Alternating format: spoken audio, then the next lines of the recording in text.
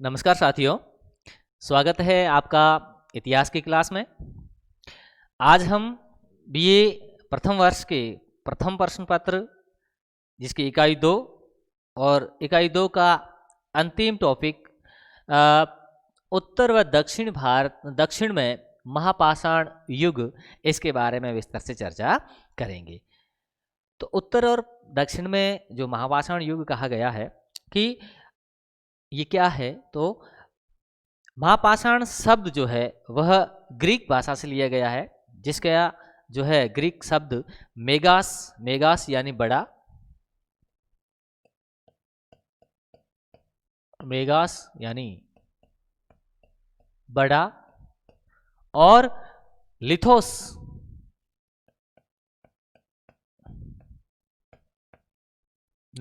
यानी पत्थर। इसका सामान्य अर्थ, कॉमन अर्थ करें तो जैसा बड़ा पत्थर यानी महापाषाण युग। तो इसके बारे में हम चर्चा करेंगे।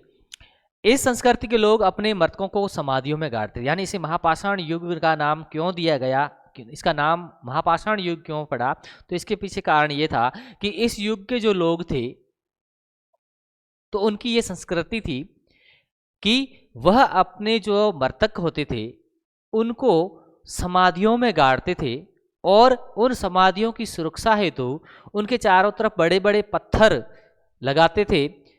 इसलिए इस संस्कृति का नाम जो है महापाषाण संस्कृति पड़ा या महापाषाण युग कहा गया, क्योंकि यहाँ के जो लोग थे वह अपने मृतकों को जो संस्कार करते थे, समाधियों में दफनाते थे, तो उसके चारों तरफ जो बड़े बड़े पत्थरों को लगाते थे, इस कारण जो इसका नाम महापाषाण संस्कृति कहा गया। यद्यपि यह संस्कृति जो है भारत के पूर्वी मध्य एवं उत्तर पश्चिम क्षेत्र में पाई जाती है, किंतु दक्षिण भारत में इस संस्कृति का विशेष महत्व है। दक्षिण भारत में इस महापाषाण संस्कृति का काफी विशेष महत्व है। दक्षिण भारत में पाषाण युग के बाद यह संस्कृति शुरू होती है। दक्षिण भारत में जो है यह पाषाण युग के बाद, जो हम पाषाण युग पढ़ चुके हैं, पाषाण युग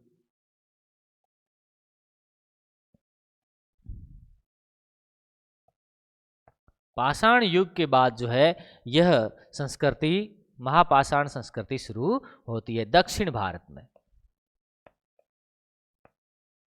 दक्षिण भारत में पाषाण युग के बाद यह महापाषाण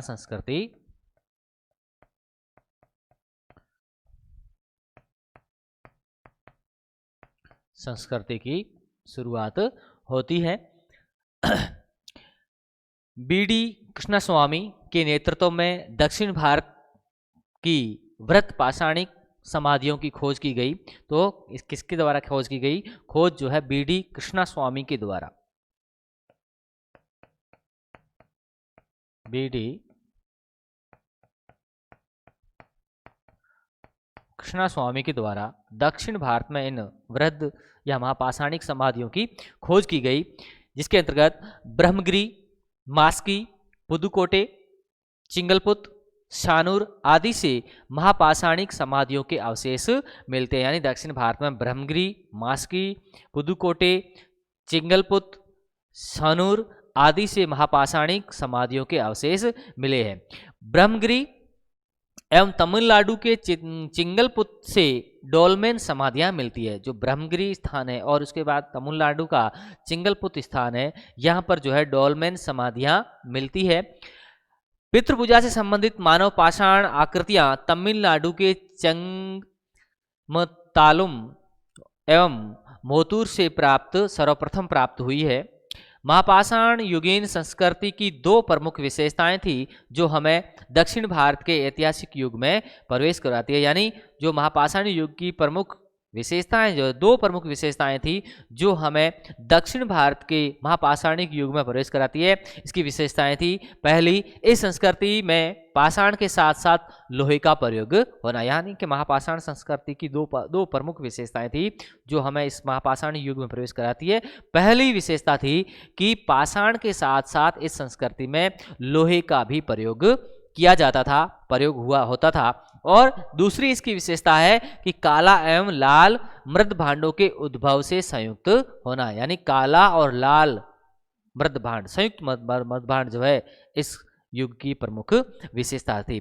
इस संस्कृति का कालक्रम ईसा पूर्व से लेके ईसा पूर्व 1000 ईस्वी से लेके 1000 से लेके प्रथम यानी पहली शताब्दी ईस्वी तक माना जाता है या निर्धारित किया जाता है। यानी ईसा पूर्व 1000 से लेके प्रथम ईस्वी शताब्दी तक जो है इसे माना गया है। इस काल में लोग पहाड़ों की ढालों पर रहते थे, यानी महापाषाणिक युग में जो है लोग पहाड़ों की जो ढालें होती थी वहाँ रहते थे, और इसके साथ साथ सिंचाई की सहायता से धान और रागी का उत्पादन किया जाता था। यानी ये जो लोग थे वह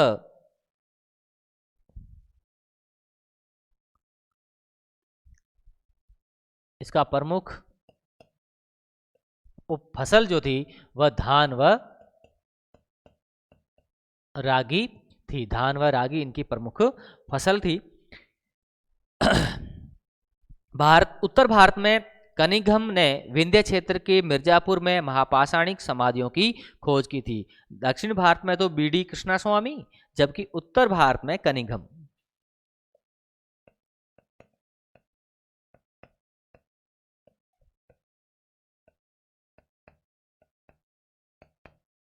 कनिंघम ने जो है मिर्जापुर विंध्य क्षेत्र में, विंध्य क्षेत्र के मिर्जापुर में जो है महापाषाणिक समाधियों की खोज की। इसके बाद जी.आर. शर्मा के नेतृत्व में, जी.आर.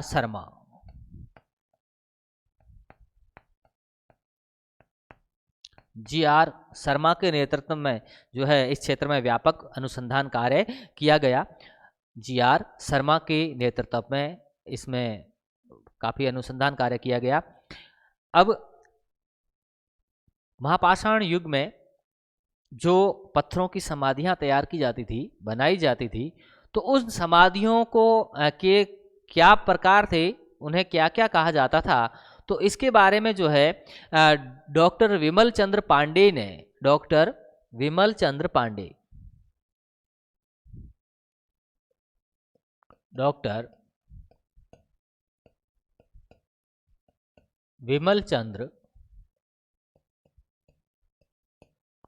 पांडे ने इन समाधियों का विभाजन किया है, नाम दिया है, उल्लेख और भिन्न भिन्न प्रकारों का उल्लेख किया है, जो इस प्रकार है। यानी कौन कौन सी समाधियां थी, तो मुख्य रूप से डॉक्टर विमल चंद्र पांडे ने जो है 8 प्रकार की समाधियां बताई है, जिसमें पहली है शिष्ट समाधि। इसके 8 प्रकार बताए हैं समाधियों के, और इन 8 प्रकारों में कौन कौन से है, शिष्ट समाधि,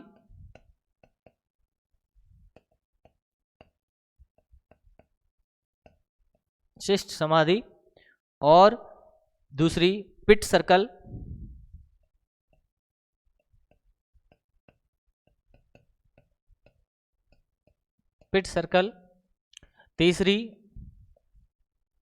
तीसरी जो है वह है कैन सर्कल,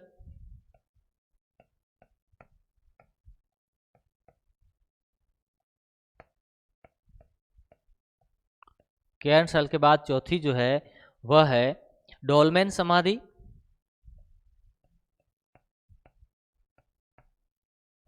डोलमेन। पांचवी जो है वह है अम्ब्रेला स्टोन, अम्ब्रेला यानी छाते के प्रकार की अम्ब्रेला स्टोन। और छठी जो है वह है हुड स्टोन,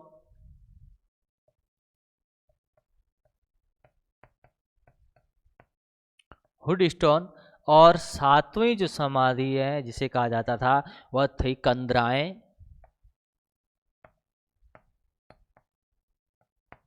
और 8वां जो प्रकार है समाधियों का उसे मेहिर कहा जाता था, मेहिर।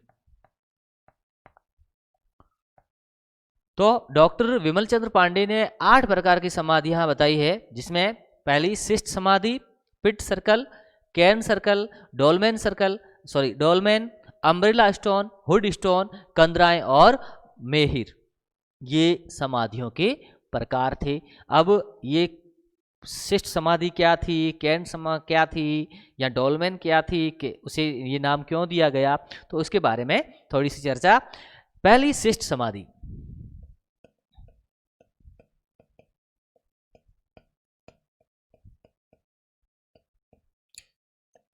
शिष्ट समाधि, तो शिष्ट समाधि क्या होती थी कि इस समाधि के अंतर्गत सर्वप्रथम एक आयताकार खाई खोदी जाती थी और जिसका आकार सामान्यतः 6 या 7 फीट का लंबा और 4 या 5 फीट तक जो चौड़ी तथा 6 फीट गहरी होती थी। यानी सबसे पहले जो है एक खाई खोदी जाती थी जो 6-7 फीट लंबी होती थी, 4-5 फीट चौड़ी होती थी और 6 फीट गहरी होती थी। इस खाई में सर्वप्रथम फर्श पर एक पाषाण शिला रख दी जाती थी, एक पाषाण शिला यानी बड़ा सा पत्थर रख दिया जाता था और फिर खाई के चारों ओर विशालकाय पत्थर खड़े कर दिए जाते थे। फिर जो उस खाई के चारों तरफ जो है विशालकाय यानी बड़े बड़े पत्थरों को खड़ा कर दिया जाता था।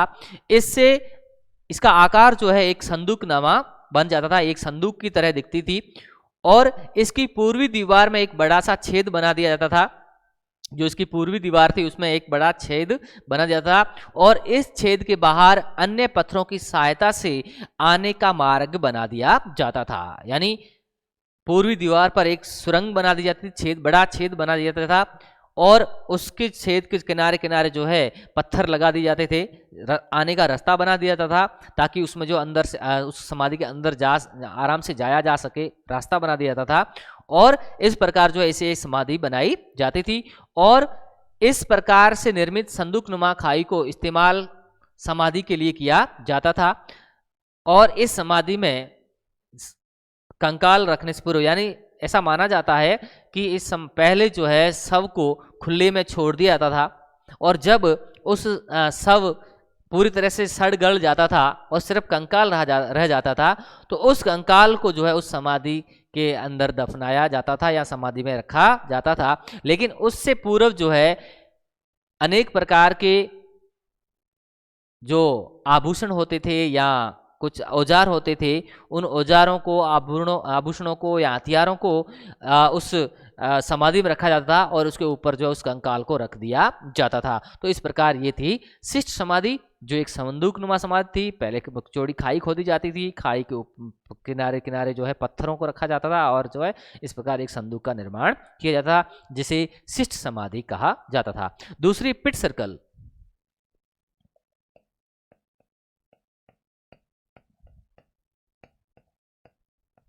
पिट सर्कल में जो है इसके अवशेष जो है ब्रह्मगिरी के उत्खनन से मिले हैं। इसके अंतर्गत सर्वप्रथम 20-30 फीट व्यास का एक सर्कल यानी वृत्त यानी घेरा बनाया जाता था, खोदा जाता था और फिर इस वृत्त के मध्य में 8 से 12 फीट व्यास की 6-8 फीट तक गहरी वर्ताकार खाई खोदी जाती। यानी पहले जो है 20-30 फीट का गोल घेरा बनाया जाता, एक वृत्त बनाया जाता था और इसके मध्य में 8 या 12 फीट की जो है व्यास की 6-8 फीट तक गहरी वर्ताकार खाई खोदी जाती थी और खाई के फर्श पर 4 विशाल पाषाण पट्टिकाएं खड़ी कर दी जाती थी और खाई पर जो है 4 उसका फर्श जो खाई का फर्श होता था उस पर 4 विशाल पाषाण पट्टिकाएं खड़ी कर दी जाती थी। पिट सर्किल में भी फर्श पर पहले लोह सामग्री, आभूषण, शंख, मूंगे, मृदभांड यानी जो पहले शिष्ट समाधि में हमने पढ़ा कि किस प्रकार उसमें आभूषण वगैरह रखे जाते थे, तो इसी प्रकार इसमें भी ये रखे जाते थे और उसके बाद जो है लकड़ी की अर्थी रख दी जाती थी। शिष्ट समाधि की भांति पिट सर्किल को भी ऊपर से बंद कर दिया जाता था। इसमें भी पूर्वी दीवार पर एक बड़ा छेद रखा जाता था और इस छेद तक पहुंचने के लिए मार्ग बनाया जाता था। इस प्रकार ये भी पिट सर्किल जो समाधि का प्रकार जिसमें किस प्रकार से एक घेरा बनाया जाता था और उसके चारों तरफ पत्थर खड़े कर दिए जाते थे और उसमें एक सुरंग रखी जाती थी। पूर्वी दीवार पर एक छेद रखा जाता जिसमें जो है आसानी से पहुंचा जा सके। और इसके बाद तीसरी जो है कैन सर्किल, तीसरी जो समाधि का प्रकार है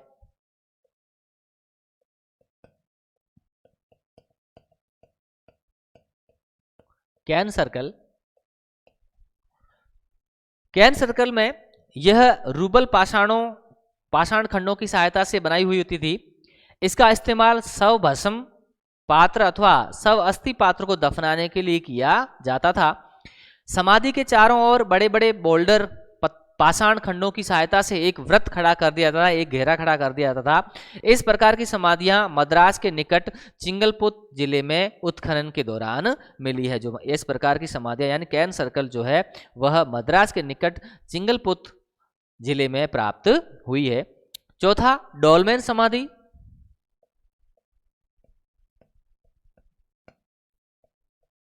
डोलमेन में क्या होता था कि इस प्रकार की समाधि स्थल सामान्यतः शिष्ट समाधि से मिलती जुलती है। जो डोलमेन समाधि है वह शिष्ट समाधि से मिलती जुलती है।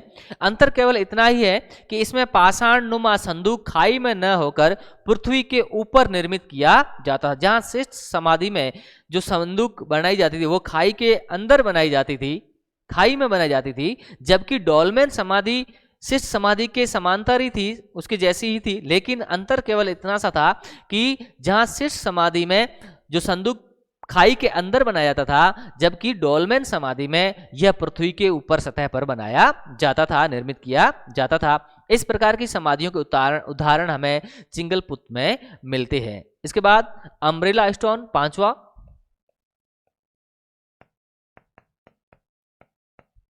अम्ब्रेला स्टोन यानी छाता प्रकार की समाधियां, अम्ब्रेला स्टोन।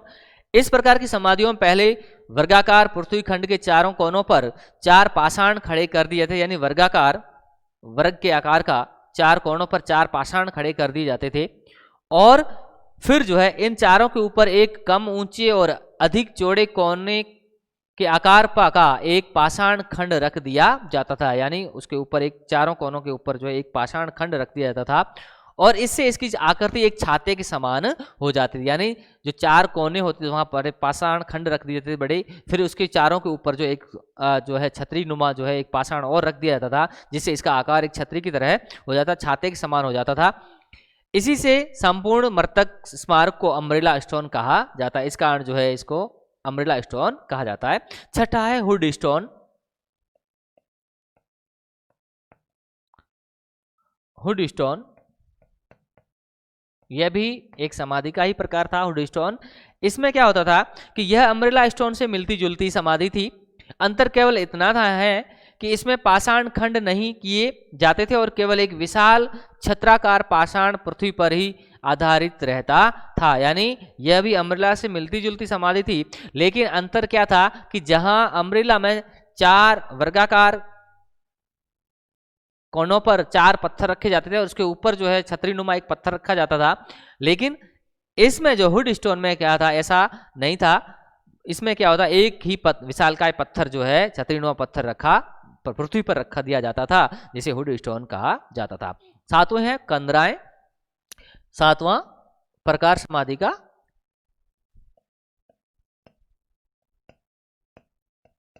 कंदराएं। इसमें क्या होता था कि इसमें जो है इस प्रकार की समाधियों में पहले एक आयताकार खाई खोद ली जाती थी, पहले एक आयताकार खाई खोदी जाती थी और फिर उसकी किसी एक दीवार के भीतर कंदरा बना दी जाती थी, यानी पहले खाई खोदी जाती थी, फिर उसकी किसी एक दीवार, चाहे वो पूर्वी हो, पश्चिमी हो, दक्षिणी, उत्तर, किसी भी एक दीवार में अंदर एक कंदरा बना दी जाती थी, गुफा कंदरा यानी गुफा टाइप बना दिया जाता था। और किसी किसी कंदरा के भीतर से जो है एक बेंच भी मिली है, किसी किसी कंदराओं में एक उस गुफाओं में एक बेंच भी मिली है, किसी किसी कंदरा में एक खड़ा स्तंभ भी पाया गया है, यानी खड़ा स्तंभ भी पाया गया है पत्थर का। और ऐसे कंदराओं के उदाहरण जो बुर्जहोम गुफ और गुफ कराल यानी कश्मीर में प्राप्त होते हैं। आठवां जो प्रकार है वह है मेहिर।